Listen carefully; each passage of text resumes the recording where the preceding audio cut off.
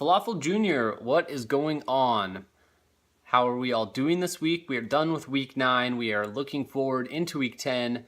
Things are shaping up. The playoff picture is becoming slightly more clear. People are getting closer and closer to elimination, such as myself and such as Jetty. We are the only two remaining 1-8 teams in all of the Falafel leagues. So, brother, I feel your pain.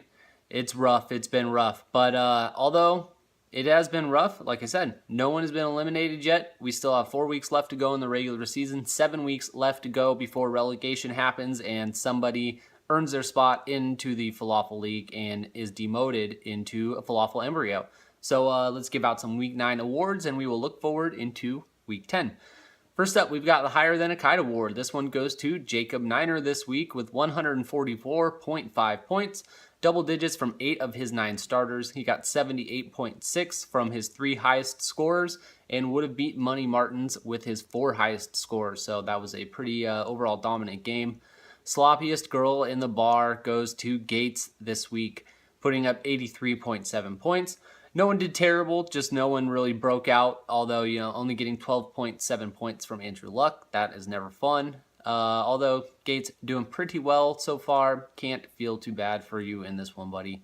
Who let you win? This goes to Jacob Niner with his 55.6 point win over Money Martins this week. This is the highest scoring team in the league versus one of the guys that just did not put up a lot of points this week. So, pretty ugly game, and yeah, 55 is not good. It's not good, bud.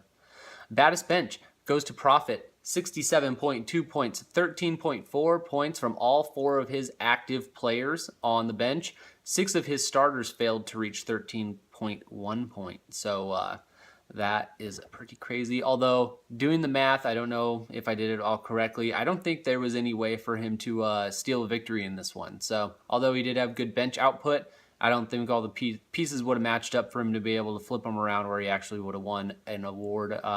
So he won't be in the milk is a bad choice.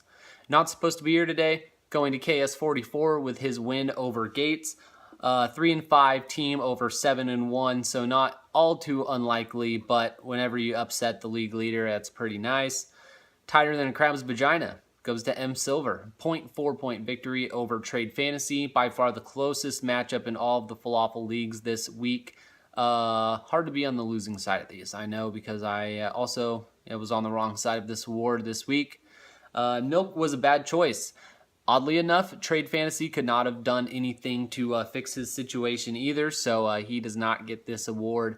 Slime Sucking Hogs, on the other hand, had you started Cole Beasley or Sterling Shepard over Alan Hearns, you would have stolen your victory from Corey. Finally, the fucking Chuck Norris Award. This one does go to Trade Fantasy with 107 points. He would have beat 9 of 13 potential opponents this week. Unfortunately, you take the loss for Week 9. So looking forward into Week 10, the game of the week, we've got 7-2 Gates versus 6-3 Hoog. And then for the rest of you, 6-3 Army Dan versus 4-5 Jacob Niner. 7-2 Corey versus 4-5 Profit. 5-4 Slime Sucking Hogs versus 4-5 GA17. 6-3 Trade Fantasy versus 2-7 Money Martins. 4-5 KS44 versus 4-5 Showcase. And for the Toilet Bowl, we've got 3-6 M Silver versus 1-8 Jetty. Jetty, I'm going to win this week. Come with me, man. Let's both pull ourselves out of this dumpster fire and set the world ablaze. All right. Later, guys. I will see you guys next week, and good luck to everybody.